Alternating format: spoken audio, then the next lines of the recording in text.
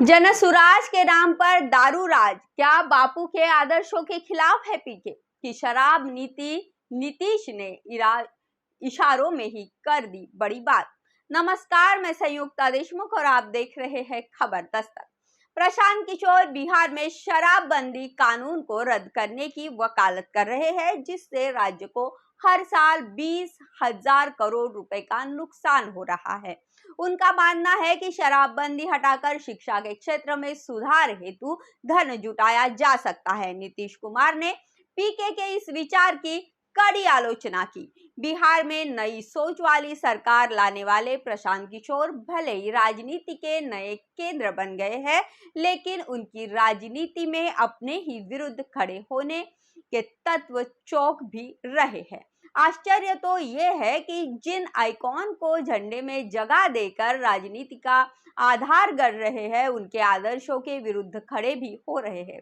इस फलसफे पर राजनीति गलियारों में सबसे ज्यादा चर्चा हो रही है तो वो ये है कि बापू के भक्त प्रशांत किशोर की शराब नीति महात्मा गांधी की जन्मतिथि पर ही जनसुराज के नायक प्रशांत किशोर के वक्तव्य चौंकाते हैं। इस दिन वे खुलकर बोलते हैं कि जनसुराज की सरकार बनती है तो 1 घंटे के अंदर शराबबंदी कानून को रद्द करवा दूंगा।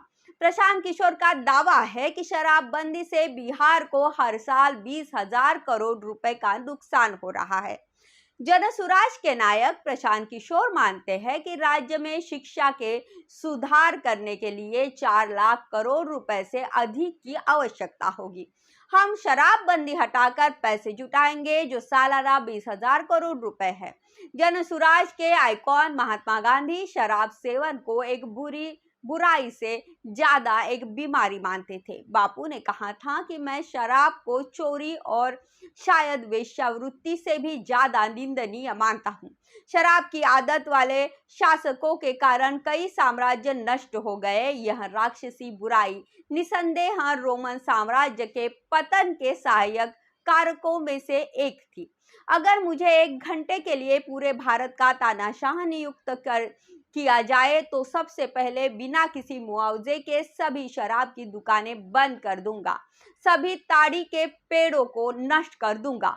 शिक्षा सुधार को लेकर महात्मा गांधी का मानना था कि ये देश के लिए बहुत अपमानजनक बात है कि उसके बच्चे शराब को होने वाले राजस्व से शिक्षा प्राप्त करें। अगर हम शराब की बुराई को रोकने का बुद्धिमानी से फैसला नहीं करते हैं तो हम भावी पीढ़ी के अभिशाप के पात्र होंगे। भले ही हमें अपने बच्चों की शिक्षा का बलिदान क्यों ना करना पड़े, लेकिन हमें इसकी जरूरत नहीं है। बिहार में बाहर है, नीतीश कुमार है, ये नारा पीके का दिया हुआ है। पर आज अपने इस वक्तव्य से दूर होकर पीके कहते हैं कि नीतीश कुमार कुर्सी बचाने के चक्कर में वह 2015 में किए गए अपने 7 निश्चयों को भूल गए हैं। साथ ही उनके 12 लाख नई नौकरी देने का ऐलान करना भी चुनावी जुमला हो गया है। नाली सड़कों का पक्कीकरण के लिए जाने में 80 करोड़ की इस योजना में केवल भ्रष्टाचार हुआ है। असलियत में इस पर कोई काम नहीं हुआ है। बिहार के मुख्यमंत्री नीतीश कुमार भी पीके के नीति पर फायर है।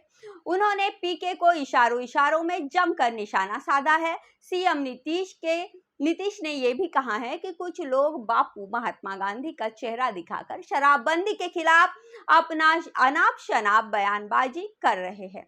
राज्य में 2016 से शराबबंदी लागू है। इसके बाद बिहार में 90% लोगों ने शराब पीना छोड़ दिया है। यदि यह अच्छी बात है। इस वीडियो में इतना ही। वीडियो अगर आपको अच्छी लगी तो शेयर कर दीजिए। हमारे चैनल खबर दस्तक को सब्सक्राइब कर दीजिए और अगर कोई सुझाव देना चाहते हैं तो कमेंट बॉक्स में आपका स्वागत है। नमस्कार।